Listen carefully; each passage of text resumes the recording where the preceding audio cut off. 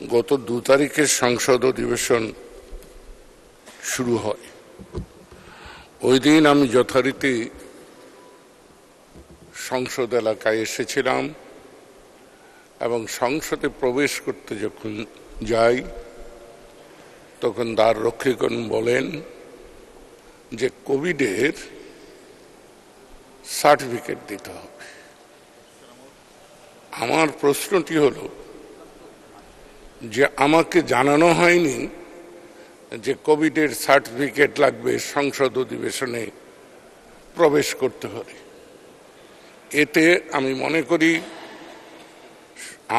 ব্যক্তি আব্দুল লতিফ সিদ্দিকীকে নয়, আমার নির্বাচনী এলাকার জনগণকে তার অধিকার থেকে বঞ্চিত করা হয়েছে।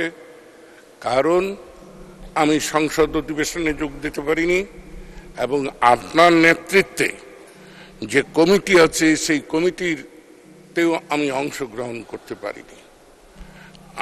তাই আমার দাবি, যারা এই দায়িত্বে আছেন তারা যথারীতি দায়িত্ব পালন না করে এই আদেশটি কে বা কাহারা জারি করলেন।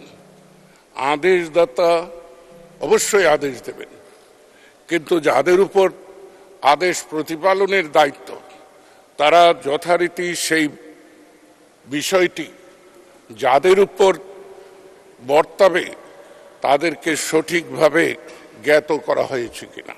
আমি বিনীতভাবে মাননীয় স্পিকার বলতে চাই, আমি তন্ন তন্ন করে আমার সেলফোন খুঁজে দেখেছি যে আমার সেলফোনে কোনো বার্তা যায়নি, কোনো বার্তা গেল না। এবং মাননীয় স্পিকার, আপনার দপ্তর থেকে কোনো রকম বিজ্ঞপ্তি গেল না, তারপরে আমাকে সংসদে প্রবেশ থেকে বিরত রাখা হলো, আমার অধিকার ভঙ্গ হয়েছে।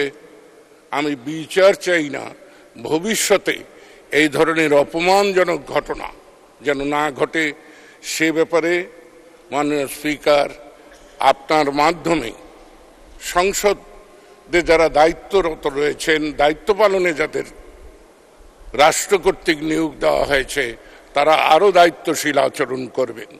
মাননীয় স্পিকার, এই সংসদ কর্মকর্তাগণ দায়িত্ব পালনে যে পরিমাণ অবহেলা করে, যে ক্ষেত্রে মাননীয় সংসদ সদস্যরা জড়িত, সেখানেই যদি এই ধরনের গাফলতি হয় তাহলে রাষ্ট্রের অন্যান্য ক্ষেত্রে রাষ্ট্র পরিচালনের দায়িত্ব যাদের হাতে তারা কি পরিমাণ দায়িত্বহীনতার পরিচয় দিচ্ছেন আপনি একটু বিবেচনা করে দেখবেন। আমি পয়েন্ট অফ অর্ডারে দাঁড়িয়ে এর চাইতে বেশি কথা বলতে চাই না।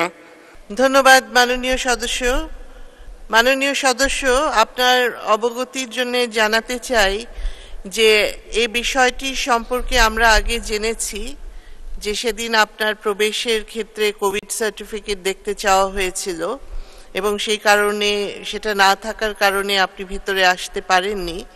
তো এই বিষয়টি খোঁজ করার পরে জানা গেছে, জাতীয় সংসদ সচিবালয় থেকে আমাকে অবহিত করা হয়েছে যে গত 25/4/2024 তারিখ অর্থাৎ 25শে এপ্রিল 2024 অপরাহ্ন 3:45 সকল মাননীয় সংসদ সদস্য বরাবর একটি বার্তা বা মেসেজ বা SMS প্রেরণ করা হয়েছিল কোভিড পরীক্ষা করার বিষয়ে।